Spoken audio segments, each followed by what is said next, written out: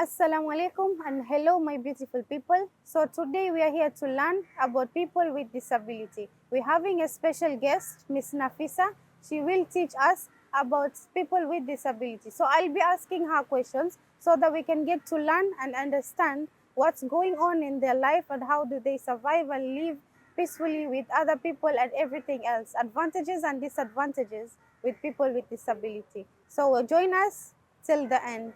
Thank you. Welcome, Miss Nafisa. Thank you. Thank you so much for being here. And I would love to go through to my questions and ask you some questions regardless about people with disability in general. So you can tell us a little bit about you so we can proceed, inshallah. Okay, my name is Nafisa Khanbai. I belong to the Bohara community, and I have been in the field of community service for almost 30 years. No, okay, nice. And I've seen your work, mashallah. Keep up doing Yeah. the good work. May Allah bless you with Thank that. you. So I Thank you. think we are going to go straight to the questions now. Yes. And I've been getting this kind of questions so much. So I would love to know and learn more. So do people with disability, do they love to be acknowledged? I believe disability cannot be hidden. And if people are trying to hide people with disabilities due to discrimination or stigmatization, then it is wrong. Please do not hide people with disability or children with disability. Let them come out. They are God's creation. They have been created by God, the same God that has created able-bodied people. So why should they be behind? Why should they hide? Why should they not come out? Why should they not acknowledge their disability? Why should they not be part of the communities, part of the societies, part of the organizations? Why should they not come out and seek education? Why should they not learn? Why should they not get a job?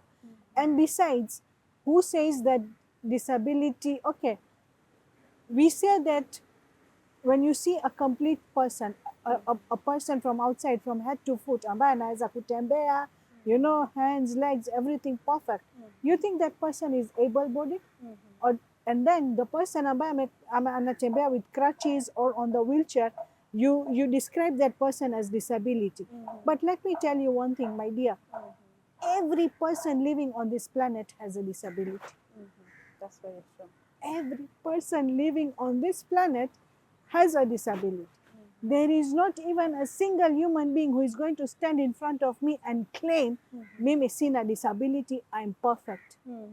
Being egoistic is also disability. Having attitude is also disability.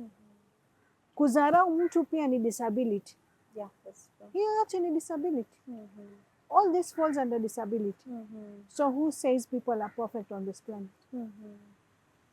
So do you think how do you prefer people with disability? Because I've seen some who are not willing to to spend time to hang out with people without disabilities, and there are those people who are already willing to hang out with people with disability. What do you advise those people who are trying to hide their disabilities, maybe feeling shy to people to know them or maybe to judge them? What kind of advice do you have to them? I would say that, as I said a minute ago, I just said, there is not even a single human being on this planet that does not have a disability. Every human being has a disability. There are people who will walk on this planet like, you know, there is no one like them. Yeah. They reach a certain age, 40s, 50s, 60s, huyu mtu utamwona ameshindikana na goti zimeanza kuuma, sijui back problem, sijui this problem, anaanza kutembea na crutches. So where is your normality? Exactly. Haven't you become a disabled? You have. Obviously. So disability has been there inside you, but you're not acknowledging. Instead, you're discriminating and stigmatizing people that look different from you. But who are you to stigmatize them? Who are you to discriminate them? They are God's creation. Exactly. They are Allah's creation. The same God, the same Allah that you worship. They are the creation. Wewe sahi umenidharau. Sawa, you have shown me attitude, you've shown me ego, you have violated my rights, and then you go to the mosque and pray. Is it making sense? It does not.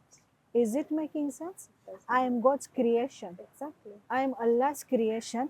You have just discriminated me. You have just stigmatized me. Huh? You have violated my rights as a disabled person. That's I see you putting, and then you hear Allah Akbar, you put a praying mat, you're praying. You're praying. To me, you're the fakest person. Exactly. You're the most fakest person. And you cannot fake in the Almighty's Yes, eyes. you can fake in front of me, but you can fake in front of the whole world, every person. Yeah, You can't exactly. fake in front of Allah. You can't fake in front of God. Mm-hmm. God, and then we also say Allah never sleeps. God doesn't sleep. Exactly. He is watching over every person. Exactly. So That's when what you it is. are stigmatizing me, He is watching. When you are discriminating me, He is watching. When you are violating my rights, He is watching. Exactly. There are many kinds of people on this planet. There are those who are very comfortably going to mingle with people with disabilities, bila shida. Yeah. And then there are those who have attitudes. Mimi ni mtu mzima kutoka mguu kichwa mpaka mguu. Kwa nini mimi why should I be seen with a disabled person? That's But wrong. that is a very wrong attitude. Very wrong. You are actually criticizing God's creation. When wewe huna haki ya kufanya hivyo, you don't have the rights to do that. Exactly. They always say hujaumbwa, Yeah. hujaumbika. Mimi, I have gone to school. I am an alumni student of Jeffrey Academy, before it used to be known as Alibai Ponju. That school is a school for able-bodied people, isn't it? Yes. Mbona mimi nilipewa nafasi pale? In the late 70s, early 80s, mbona mimi nilikuwa pale student, mwanafunzi kutoka nursery nimesoma pale up until primary. Why was I given a position there? When that school it's not of special needs, but I was the only special need case in that school. Why? They did not discriminate. Yes. The Ishnashri community, the Ishnashri board did not discriminate. And because they did not discriminate, I got education. I got education. I started from nursery. Yes, there are certain things I was not part of it, I was not considered. Like when the children would go on the playground to play, I would be sitting in the class. During break time, I will be very honest, during childhood days, I would say I had about 5 friends, 3 female and 2 male, as far as my memory serves me right. My one friend was with me in school. In fact, 2 friends were with me in school. And one friend, he's my Kabisa is like my brother to me. Up until now, we are together. We have grown together. He's married. His kids have even grown. He used to be a student at Coast Academy. So what he used to do, Coast Academy and Jeffrey Academy, it's not far. It's a walking distance, right? It used to be a walking distance. So what he used to do during break time, lunch time, or maybe in the evening, he would come, he would sit with me, talk to me, have fun with me, enjoy with me. Same with that same person who was with me studying in the school. And same with my other 3 female friends. So with this person who was in Coast Academy who was studying, his parents, my parents were friends. So during our school holidays, we would organize outings. We would go to national parks, we would go to, hotels, things like that. This person, this boy, he has played with me games like hide and seek. Oh, that's nice. Today, you tell anybody, you talk to any young generation, let's play hide and seek with this one. Achakuliza, hide and seek with a disabled person. Anaweza. Have you tried? Yeah, that is the attitude people have today. That Sad. huyu ni mlemavu, Yeah. wewe unataka mimi nicheze game ya hide and seek na mlemavu, ataweza? Umejaribu? Yeah. Have you tried? Have you tried? Have you asked that disabled person kwamba Exactly. unaweza kucheza hide and seek? Twende tukacheze, alafu kama nimeshindwa, ndio yes, you have the right to say angalia ameshindwa. But kama hujajaribu, how do you judge me? Exactly. Or how do you judge a disabled kwamba anaweza ama hawezi? So we used to play game of hide and seek, and I really enjoy. Really used to enjoy. Tukifika pahali, tukifika lodge ama whichever sawa, whichever hotel, he tells me, hi, we go into our own rooms. We freshen up, we come out. Those days, I never had crutches. I used to walk without crutches because, alhamdulillah, my legs were quite strong. Oh. So he used to hold my hand, support me by holding my hand. He would take me for a walk in the whole lodge. Tunakaa karibu, tunafika swimming pool, ananikalisha pale, yeye anaingia swimming pool, ana swim. Yeah, as long as you're there, you're Yeah, enjoying as the long as I'm there scenario. enjoying. Yeah, exactly. My father on Sunday used to take me to Sun and Sand Beach Resort. There used to be a small boat-shaped swimming pool. I remember up to now. Every Sunday I used to go there and swim. Sahi, ukimwambia a young generation, twende na Nafisa tuende swimming. Huyu na swimming, ataweza. You see that there is a complete change of mindset. Exactly. Today's generation, they think that they are more smarter than even God. And that's why they are discriminating, they are criticizing God's creation. That's why they are raising fingers and question marks on people with disability. And that's why you see up to now, as much as we say we are advanced world, advanced technology, people are still hesitating in coming out. Kwa sababu, there is a change of generation. There is a big gap, and this gap is there because of simple mindset. Now imagine I had those kind of friends that I grew up with. Fast forward, there was a time I was at my aunt's place. Kuna watu walikuwa wanazungumza kuhusu Leo Club. This is, I'm talking about now when I was in my early 20s. So I asked that gentleman there, is it possible for me to join Leo Club? The next meeting, akanipigia simu, there is a next meeting. He himself personally came to pick me up. Wakati ule nilikuwa naishi hapo karibu na Coast General. He came to pick me up, we went for a meeting. In fact, in that meeting, they already discussed kwamba huyu tutam-install in the next installation night. So during the installation, nikamuuliza, are you sure? Because all these people in your organization are able-bodied. Do you think I fit in? This guy gave me a statement, which is stuck in my mind up to now. He just told me one thing. Nafisa, if you accept your condition and if you accept yourself the way you are, the whole society has no choice but to accept you. We'll accept you. I got into that Leo Club. Nasra, I will tell you, the first activity we did, we had booked those, I'm talking now about early 90s, 94, 93, 94. There was a hotel known as Ocean View, not Oceanic, Ocean View North Coast. Okay. So we did an all East Africa get together, a workshop for the Leos. So we had had almost about 100 rooms or things like that. So the workshop was, the people were supposed to arrive on Friday night, Saturday night, Sunday, everybody goes home. Now Friday, when we got a response, overwhelming response. So the rooms were not enough. Mimi, in my room, we were 5 of us. We had to squeeze in. So we were 2 men, there were 2 men, and us 3 women. Today's generation is trying to outsmart so much that hata hawezi kuconsider kwamba huyu mwenzako mlemavu analala peke yake kwa room. Wacha niende. At least I knock on the door and I ask, are you okay? Do you need any help? Be concerned a little Be bit. be a little bit concerned. Siku hizi, today's generation, even if you talk to them, even if you address your grievances to them, let's say you've gone for an outing with them, the next day subuhi umekaa mezani munakula breakfast na ni msichana mwenzako, wasichana wenzako, unamweleza bana, mimi nguo zangu zimefura, unfortunately nimepata period pia, unexpected, I'm heavily bleeding last night. Okay, you're in a nice place, nice beautiful hotel, but last night mimi, I could not even lift my legs, I was crawling.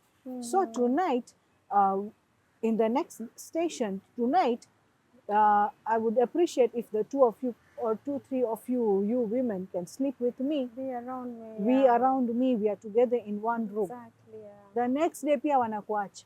Despite you having talked, but the situation is still the same. So you ask yourself, what was the point of me talking? Whereas at that time, we were 5 in one room. 2 men, 3 girls all together. Wasichana walikuwa wamelala juu ya kitanda, vijana wamepanga godoro hapo wamelala. Na tulikuwa tunaheshimiwa. Sio ati tunatoka mlangoni asubuhi kila mtu anatuangalia. No. Wanatuheshimu na because we know how to respect ourselves. Yes. We have been brought up by families that have taught us not to cross boundaries, not to cross limits. So tulikuwa tunajiheshimu. We knew our limits. That's And we are in an activity. We are not there for leisure and pleasure. We are there in an activity. We are there as an organization. We have certain rules and certain protocols to follow. Is anybody following rules and regulations today or protocols? Kuna organizations hata wanajiendesha bila rules and regulations, bila protocols. You know, it's sometimes it is very strange. Unaona their behaviors, the way they behave, hata kama wakiwa nje kwa activities, unajiuliza jamani, don't you have protocols? Don't you have rules and regulations? Because we come from international organizations. Leo is connected to lines which is international. So the way we were trained was totally different. Then on Saturday night, even if people listen to this, they might think that I've created a story, but I have witnesses. Kuna watu bado wako hapo Mombasa. On Saturday night, I finished my dinner. I was going towards my room. Huyu president wa Leo Club akanifuata. Why are you going in your room? Nikamwambia kwani I'm going to sleep. Akaniambia no, see, we are going for that night. We had planned to go to a discotheque ambapo sisi tulikuwa tumebook as a private function. So I asked him, what am I going to do in a discotheque? Akaniambia, why are you asking such a question? He went back to the dining hall where over 200 people were having dinner. He told them what I said. Imagine 200 people saying, kama yeye haendi na sisi pia hatutaenda. Have you got that kind of mindset today? No. Have you in reality got that kind of mindset today in people saying, if she doesn't go, even we will not go? 200 people were ready to forsake, were ready to let go. That fun moment. Paka mimi, I felt bad. Nikaona, wacha niende. I'm telling you, something happened. Look at the attitude, look at the mindset. They took a chair, they kept it in between the dancing floor, in the center. Mimi nimekalishwa pale. And then there was, of course, music, kila kitu kama kawaida, because it was us private. They were all dancing around me. They were making me happy. They were making me also feel like dancing. It so happened, at that time, I started using crutches. I took support of my crutches. I stood up and I was dancing. Just like, and they were all stunned. They just looked at me and they were like, so you wanted to go to sleep and here you are dancing. Exactly. Then from Leo, I joined Rotaract. We started discussing about organizing dance competitions. I could not believe I was the one organizing dance competitions once upon a time. Wow. Msichana ambaye ni mlemavu, watu wanafikiria hawezi kudance, yeye ndio ameambiwa ata organize hiyo dance competitions. That's true. You see, Allah works in a very miraculous way. That's true. He works in a very miraculous way. Look at those people that gave me, that was so positive towards me, that I naturally grew to a level where I am today. Yeah, they showed and you who today's you generation are. just wants to push you down. Yeah. So the problem is, hii generation ya leo ambayo inajiita .com, they think that a human is also a .com. Everyone should be perfect. Yeah. Ukipress button, yeye atasema kila kitu, atatapika kila kitu. Just like you press a button, you type, sijui Google search, unatype, unapata information. So I'm not a Google search. I'm a human being. You can't just ask me questions, irrelevant questions, and you expect me to answer. You're disrespecting me. Exactly. You're violating my rights as a disabled person. And then this is the reason why parents who have children with disability, families who have people with disabilities are hesitating in bringing them out because of the mindset. Look at the mindset of those generation, that people, whereby we used to go for night outs together, we used to go for day outs together, we used to enjoy, we used to have fun. Sahii hebu nenda katafute mwanamume mmoja hapo, mwambie njoo udance na huyu msichana.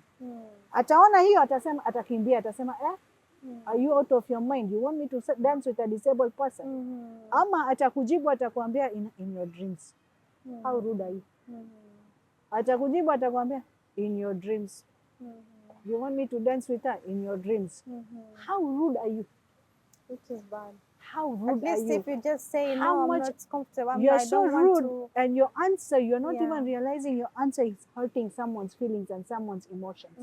And then when we answer back, when we revert back, we become bad. But when you start it, you don't realize you're the one who started this. Exactly. Wewe hutaki kurealize kwamba wewe ndio umeanza hiyo. Mimi, I'm just giving you my answer to what you started. Exactly. So wewe kama unaanza kudiscriminate mtu, ujiulize, where do you stand in front of God? Are you too perfect to discriminate God's creation? No. Are you too perfect to ask me about my feelings, my emotions, my heart, my soul, which is God's creation? Are you too perfect? Are you more perfect than God? Basi kama ni hivyo, usiswali. That's true. Usiname, unaminamia nani? Stay with your perfection. Stay with your perfection. Why are you bowing down? Basi you're bowing down to who? Yeah. Kama wewe unaona you're more perfect than my creator, basi you don't need to bow down. So from Leo to road track, this journey that I have traveled, in road track also, I got a lot of opportunities. Twice I was awarded Best Road Tractor of the Year award. Oh, mashallah. In That's between able-bodied people. nice. Okay. Mimi, I was selected as a group study exchange program student. I went to Zambia, Malawi, Mozambique, and Zimbabwe. I've traveled 5 weeks by road. That's nice. Why? Because those people saw me beyond my disability. Exactly. They didn't If judge you- you in any way. If you want this society, today's society, as much as we talk of inclusion, the government has done its job. There is a Disability Act. Me, I go to organizations and I ask them, excuse me, have you read the Disability Act? Kama hujasoma tafadhali usome. It is not a showpiece. It is not a decorative item. Today, how many buildings and how many housing you see constructed, wako na ramps na wako na lifts. Yeah. Hata hii shopping malls ukienda, wako na ramps, wako na lifts. Kwa sababu gani? They considered Kwa sababu everyone. gani? There is a Disability Act that they need to implement and consider. Hapo katika hii Disability Act imeandikiwa 5% employment ya disabled. Every corporate, every organization should have 5% of disability people. They should be part of you. That's true. How many organizations have that 5%? How Really many rare corporates to have that find. 5%? Alafu wewe unasema makosa ni ya government. Serikali ishafanya kazi yake. Wewe utafanya kazi yako lini? That's true. As a citizen, wewe utafanya kazi yako lini? Serikali imefanya kazi yake. Wewe utafanya kazi yako lini? Wewe utafanya organization yako, institute yako, corporate yako all inclusive lini? That's If you think that your corporate is like, for example, there is a big factory. It is operating using machines, and if you feel that disabled people, a disabled person is too risky to work in that, si ninyi mko na CSR budget? Every corporate, come January, kila corporate itakuwa na CSR budget. So in your CSR budget, include people with disability. Go look for people with disability that are not doing anything, that are just seated at home. Nenda kamtoe pale nyumbani, mwambie njoo. Wewe unaweza fanya biashara gani? Yeah. Unaweza fanya biashara ya kuuza maji, unaweza fanya biashara ya kuuza chakula. Aya, njoo nikujengee kibanda. That is what is needed. Yeah, apate riski yake and they'll get to Apate support riski, themselves apate in riski one or yake, another way. Yeah. anajisupport na anasupport family yake. Pia utakuwa you give Today the there are courage. disabled people worldwide. If I mention some of them, there is a very famous personality. Her name is Jessica Cox. I bet many people have not even heard this name or have not even done research on her. I want people to go on Google search and type Jessica Cox. She is the only She was born without arms. Alizaliwa bila mkono. Toka hapo. Okay. She is the only armless pilot existing in today's world. Wow. She is the only armless pilot, and she has appeared in Guinness Book of World Record. That's wonderful. So who are you to discriminate? That's Who wonderful, are you to yeah. criticize? Mhm. Who are you to stigmatize? Huh? A lady without limbs, without hands, anaendesha ndege. Is there anything a disabled person cannot do Everything that can you be can done. do and they can't do? Exactly.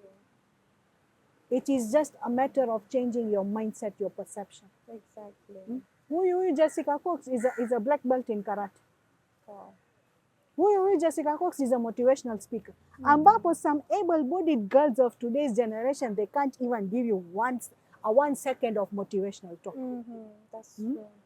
There is another famous personality anaitwa Nick. He's a short man without legs. Yeah. Is he not married? Is he Yes. not having a family? Is he not having a child? Jessica is married. Jessica is having a husband. She's having a kid. So, what is impossible? There's nothing impossible in this world. Or is it because we are living in a third world country, so we feel everything is impossible? That's But it is a matter of our mindset. It is a matter of our mindset. Kama government imekulazimisha uweke ramp hapo, alafu mimi niingie na wheelchair ndani, na wewe kama hujui hata kusukuma wheelchair, ama hata hujui kufunga na kufungua wheelchair, ama wewe hata hujui kuheshimu huyu mtu ambaye amekaa juu ya wheelchair, is it the government's problem? It's not. Is it the government's fault? It is the person's fault.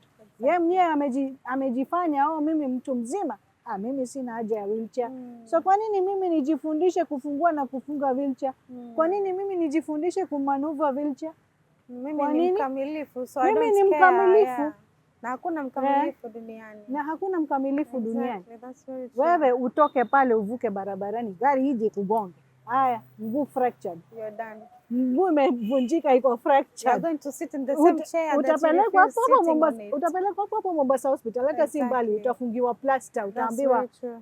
2 months, 3 months you plaster. Haya, utafute bakora uanze kutembea. What is the difference The between same me and person you? you discouraged and now you're in Yeah, that what is the situation. difference between me and you? Mimi nitasimama mbele yako nitakuuliza sasa tofauti ni nini? See, you discriminated me. Sasa tofauti iko wapi? That's true. You've just become like me. That's In a very split true. of a second, a person's life can change. A split of a second. Very fast, yeah. Mwanamke, today how many cancer cases are we hearing? Watu wako na breast cancer. Wanawake wangapi? Every day somebody or the other is going through that. So where is the perfection? That's true. Where is the perfection? There is no perfection. This is what people need to accept. This is what people need to understand. There is no perfection. That's true. And the day people understand this, this world, this Kenya, I'm not even talking about the world, I'm talking about my own city, Mombasa city, everything will change. Exactly. Everything will change. You will see disabled people are able to find life partners, they are able to find friends, they are able to find boyfriends, they are being taken for datings, they are able to enjoy their life and do everything. Why? Because mindsets have changed. That's true. And it is people, the able-bodied people that need to change the mindset. Na ujue kitu moja Nasra, mtu mlemavu anajua limits zake. Yeah, that's true. Anajua pali gani atafika, ata draw line. Mimi hata kama nikimpenda mtu, let's say there is a man I like or I love. Mimi I will hesitate to go and tell him. Mimi I would prefer ibakie ndani yangu, ndani ya roho yangu, kuliko itoke pale nje, kuliko yeye ajue. Because the next thing I will face is the whole society is going to look at me like as if nime sin, you know. It's like I've committed a big crime or a big sin. So afadhali kae ndani yangu, ama mimi nitapewa lecture ndefu. Oh, you're a disabled, he's an able-bodied, sijui you will spoil his life. Funny, don't I know? Why do you even have to go tell that person you're disabled? Why? Why do you have to call somebody and talk to them about their disability, or even question their age, or even question their feelings, their emotions? Don't I know where to draw a line? That's true. disability is kwa nini hiyo maneno niliweka ndani ya roho yangu na sikuitoa, sikuenda kumwambia, because I know that person is able-bodied na mimi ni disabled, and that's why today you see a lot of disabled people bado wako single. They are 40, 50s, wanaelekea 60s, bado wako single, bado wako peke yao. Ama utaenda area za Bombolulu, for example, utapata walemavu wako na watoto wamezaa. Most of them are concubines. Okay. Ni mwanamume labda amechoka na bibi yake or whatever, or time pass, or a girlfriend boyfriend relationship, he has pregnanted her. Yeye amezaa. So yule mwanamume kwa ufupi pregnanted her, amezaa. Sasa huyu mtoto ndio support system yake. Ukimuuliza baba ya huyu ni nani, they will not tell you. But all these disabled women, most of them, you go to many locations, utawapata wamezaa watoto. Bwana iko wapi? Hayupo. Okay. Why? Because they were just concubines. Ama mtoto amezaliwa ni disabled. Yeah. Ama mtoto amezaliwa disabled, ameachiliwa. Yeah. But yule mtoto, because of that child ameachiliwa. Huyu mwanamke, it's a blessing. That mtoto is a blessing. And you never know who's going to, he or she I will is share going to with be you tomorrow. a small real life story. Ilikuwa pale Nairobi. Years ago, I met this lady at some event in Nairobi, some few years ago. It was around 2006-07, around that time. I met this lady in Nairobi in one of the events. She shared her story. Kuna mwanamume alikuwa anamdate, alikuwa anajifanya anampenda. They got married. She gave birth to 2 kids. Then now that man started dating another able-bodied woman. Akamwatch. You know, like he started discriminating her, stigmatizing her, criticizing her all the time. Akamwatch. That lady, I'm telling you, Allah works in very miraculous way. That's true. That lady became a regional manager of Barclays Bank. Wow. Hapo kwa hapo. Wow. Amepata nyumba, amepata gari, watoto wanaenda in the most expensive school. Yule mwanamume yuko hapo. Yule mwanamume naye alichezewa na yule mwanamke akawachiliwa. He wanted to come back. Wewe akamwambia, please. There is no space for you in my life. And this is a real life story ilifanyika Nairobi. This is the message I want to convey to people. Please, wacheni kucheza na walemavu. Wacheni kutumia walemavu. Wapatie haki yao.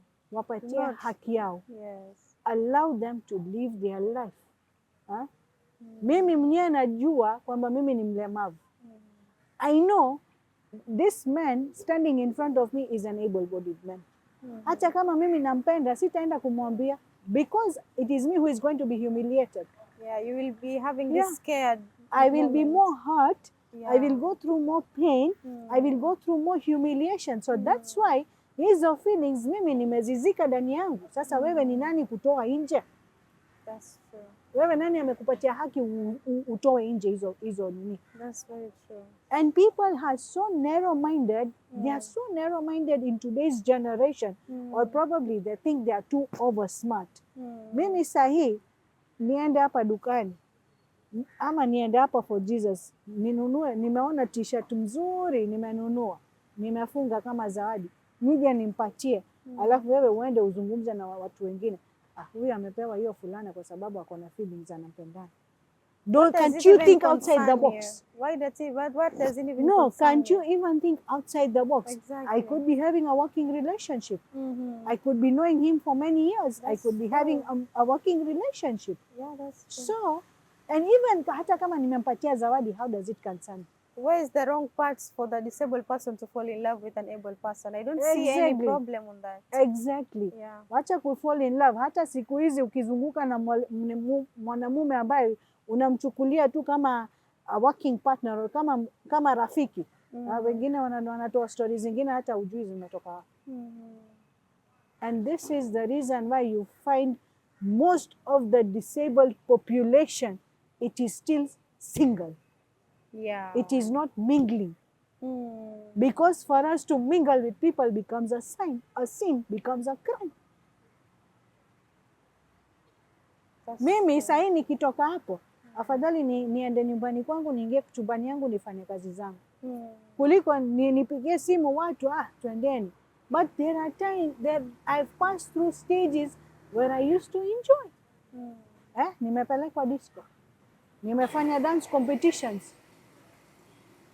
I've passed through all this, and that's why today I'm asking myself, hii generation ya leo ambayo inajiita .com, munaelekea wapi?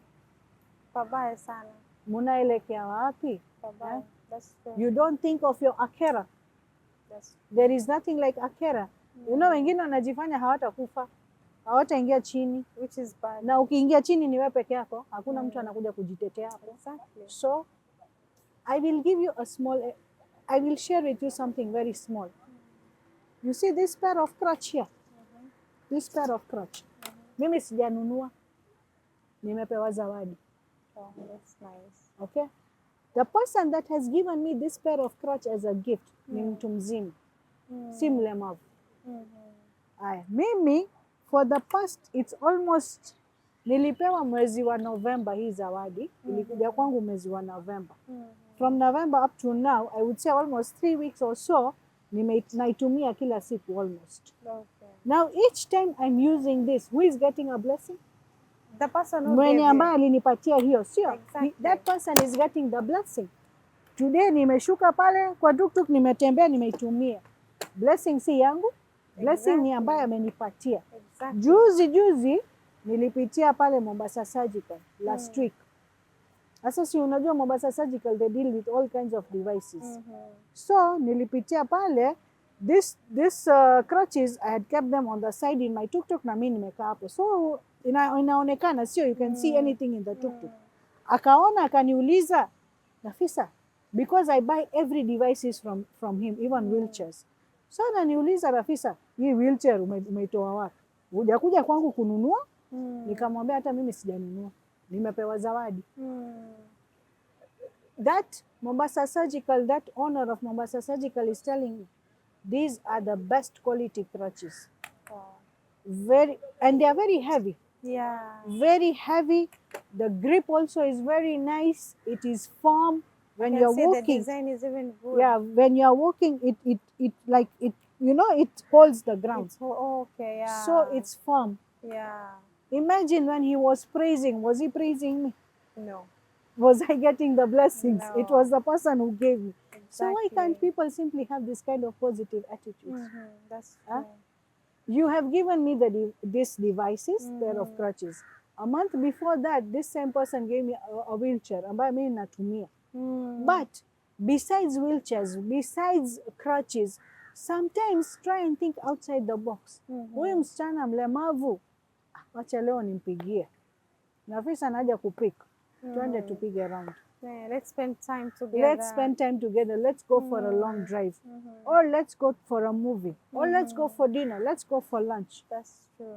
Apart from devices, I need a friend. I need a companion. I need someone I can sit with and spend time with. Exactly. Wasa ingine hata mimi nachoka kufanya kazi.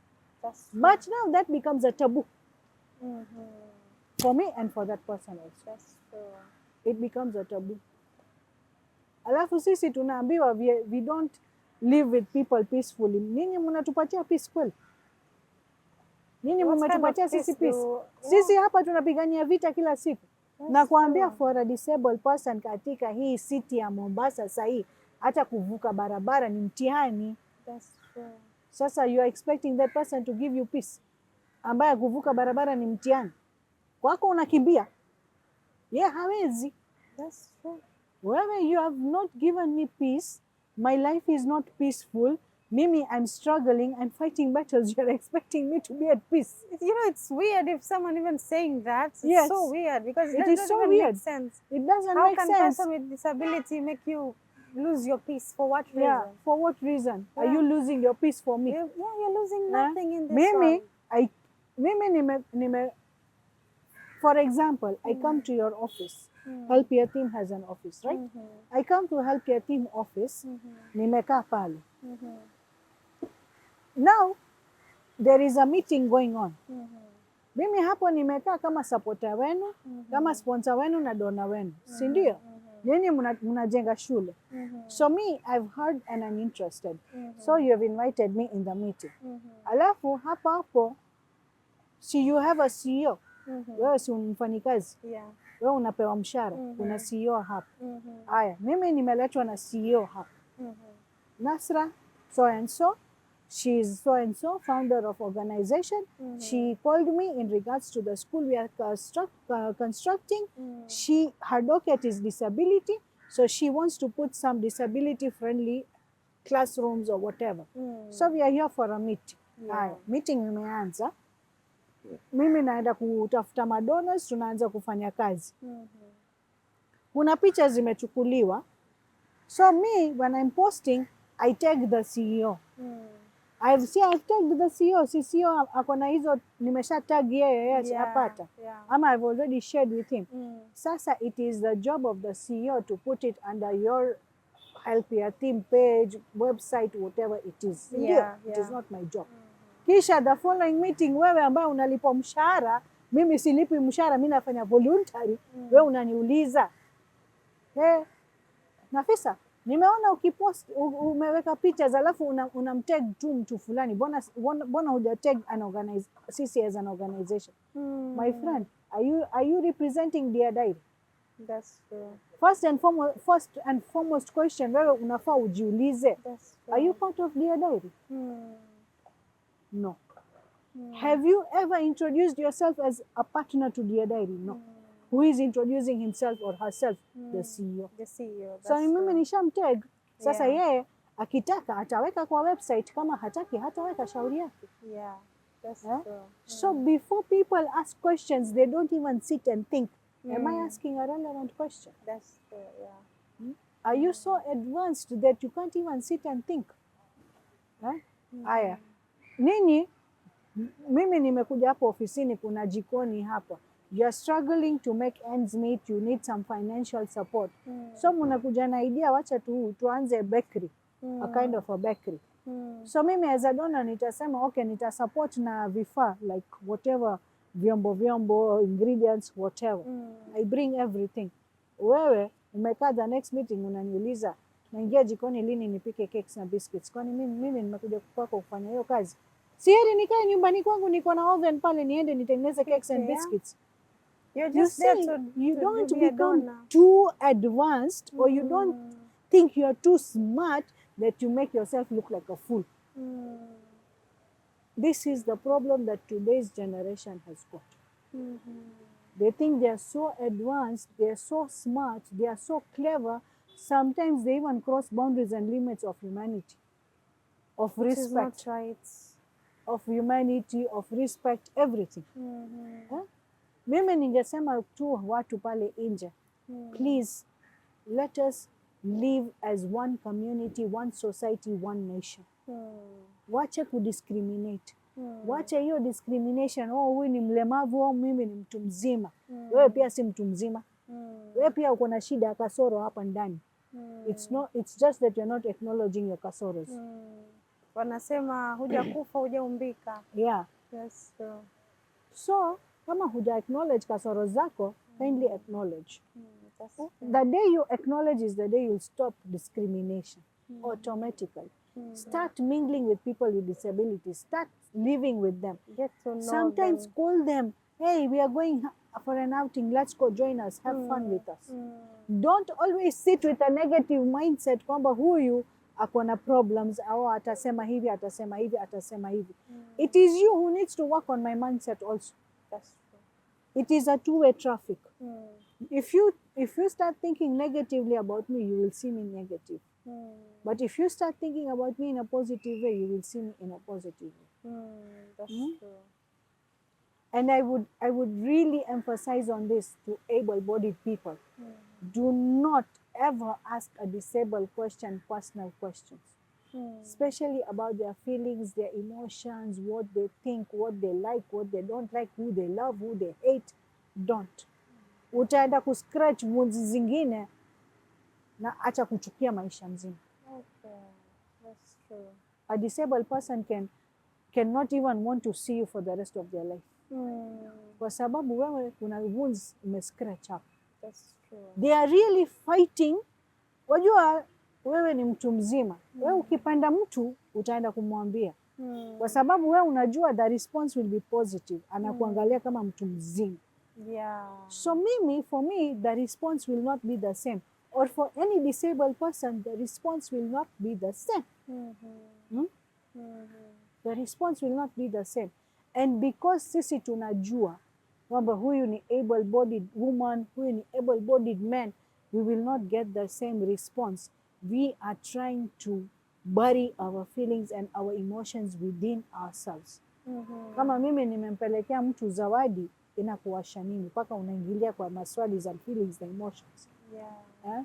Mimi nimeshapewa nafasi hapo kwa help ya team, nimepangiwa meza hapo. So mimi siku moja nikiingia nikisema huyu Nasra peke yake hawezi, kuna kazi nyingi. Na hii ofisi hapa juu, hii fan, hii whatever iko na vumbi. Si kuna cleaner anakuja, lakini sasa cleaner anafagia, anapagusa, anatengeneza chai, anaenda.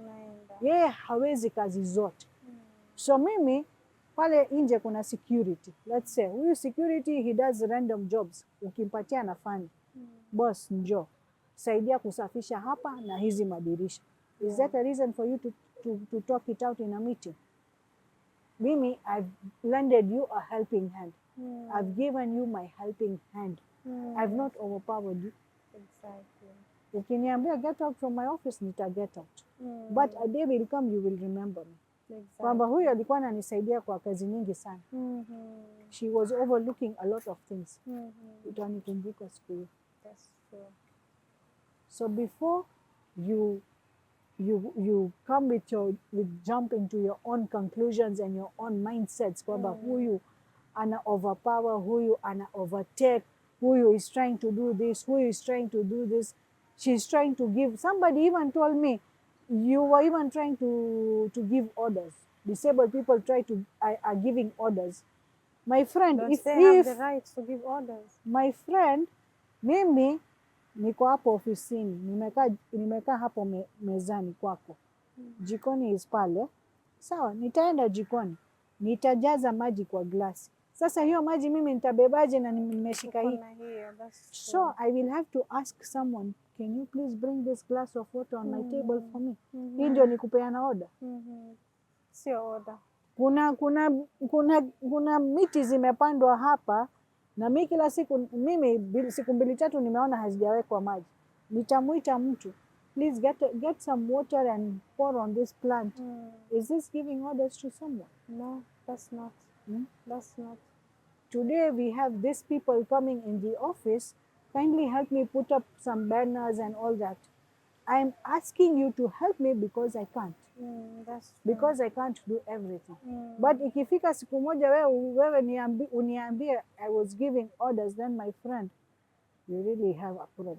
That's sad. You have a serious problem. That's true.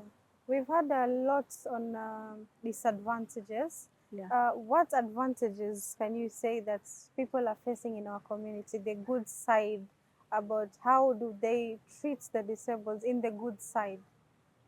The good side, as I said, there are people who treat people with disabilities very positively. I have friends, I've grown up with them. Like today, I will tell you, today is 11th December. One of my friend passed away 11th November. Today is 1 month. And coincidentally, today it's her birthday. Her name was Maria. Let me talk a little bit about how Maria used to be. Maria was my age mate. We were friends since childhood, paka the day she passed away. She didn't die in Kenya. Amefariki Syria. She had gone to do that religious ziyaras. Oh. Yeah, she had gone to Karbala, do ziyarat of Imam Hussein and all that. Akafika Syria. So there was a procession going on the road. Wakaanza kushoot bullets. Ikamingia. Oh. And then it got stuck. So she was for 10 days in coma, then she passed away. Now, how did she live her life? I will tell you. Yeye anaishi nyumba ambayo iko na ngazi. Na mimi nilikuwa nikienda. I used to go very often. We used to have night outs. Okay. So the room is here, the toilet bathroom is outside. I mean, it's not ensuite, it's common. So at night before going to sleep, me, I wear a urinal bag and also an a urostomy case. Okay. So naenda na empty, naingia kwa room nalala. Middle of the night when I wake up, she wakes up, she switches on the light, she comes with me. Sometimes when my health goes haywire, when I've eaten something, I've got diarrhea, nafuafua nguo zangu, anasaidia kuanika.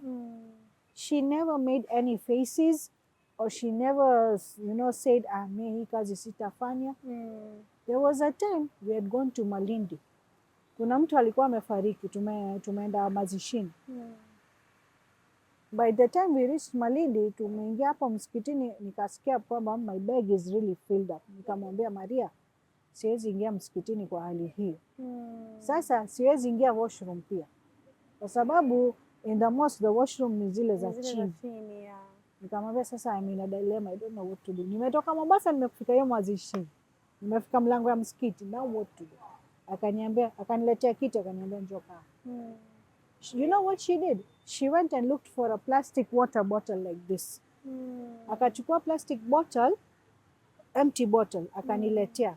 Now you see in the urinal bag, hapa chini there is a tube. When you open that tube, you can drain out the urine. You don't need to remove the whole bag. The bag can stay for 3-4 days. So she was holding the bottle. I removed the bag. I opened the tube and I drained it out, closed it. I always carry a waste paper bag with me. Put it inside, packed it. She went and she threw it. Okay. Who earned that blessing? She's the one who did that. She's the one who earned that blessing, isn't Yes. it? Huwa saa ingine ananisaidia kuvaa viatu, ananisaidia kuvua viatu. She used to do a lot of things for me. 2-3 years, in the year 2022, I was in the hospital for 6 days. Every single day she used to come to see me. And she never used to come empty-handed. Analeta chakula. Lazima ananiletea kitu. That lady, when she passed away, she was declared a shaheed. Wow. She died with that title. Why? Because of the kind of life she lived. Because of the good things she did. How much does it cost you to do a good deed? It costs you nothing. It costs you nothing. Totally nothing. But imagine your akera. Can you imagine the akera of this person that has gifted me this? Just imagine the akera of this person. Yeah, because the blessings are counting. The until your blessings are last day. counting It's still every counting. time I'm using. The blessings are adding up, adding up, adding up, adding up. That's true. Maybe katika dunia, even my friend, katika dunia she struggled. She really struggled. She was a single mother. Akona mtoto, mwanamume, kijana. She struggled. Sometimes helping someone is the Financially- healing of your struggles as well. Financially, she struggled. She had been working all her life. You know, sometimes hana pesa, anakuja kwa sisi, anatuambia eleza shida zake. Wakati mtoto wake alikuwa anasoma, sometimes she would get stranded. Huyu mtoto kwa sababu ako na gonjwa ya fits, saa ingine dawa iko shida, iko na problem. We friends, we used to chip in and help her. But in return, the gestures that she did for us, she accumulated all that blessing. Ile struggle ya dunia, sahi amekufa as a shahid. Do you see? That's true. Does today's generation understand this? Does They have today's to .com understand. generation understand that you do a small good deed for a disabled, for a sick person, it can open doors of heaven for you. That's true. So do not violate the rights of the disabled person. Wacha wafeel vile wanataka kufeel. Wacha waishi vile wanataka kuishi. Whether they love someone, whether they hate someone, you don't ask them questions. Wacha watadili na hiyo kitu. Tayari they are fighting battles, unaongezea. Naongeza shida zao. So what advice would you love to give to the society about people with disability? People with disabilities are humans. They are not robots. They cannot dance on your tunes. They are fighting a lot of battles in their day-to-day life. Crossing a road for a disabled person in a city like Mombasa itself is a battle. Be kind to them. Be gentle to them. Treat them like humans. Eh? Sio unakumbuka tu wakati ninyi munahitaji kitu ama wakati ninyi mko na kazi. Sometimes kumbuka them when you're also out there having fun and enjoying yourself. Remember them. Remember them. Yeah. Mingle with them. Change your mindset for them to change their mindset. That's true. Be friends with them. That is the message I would like to give to the society. It is possible, it is not impossible. The impossibility is in your mindset. That is all. That's true. I personally have been having friends with disabilities, and trust me, there are people who are very loving and caring. So if we give them back to that, if we give them that love back, trust me, everything is going to be fine. We are going to leave them as one because they don't have any difference with us. So kindly, guys, let's spread love. I hope you've learned something amazing here. And I think with these stories that Miss Nafisa gave, we've get to learn a lot of things. So let's share love. Let's give them love and blessings and spend time with them. So without forgetting, tabassum, maisha mafupi.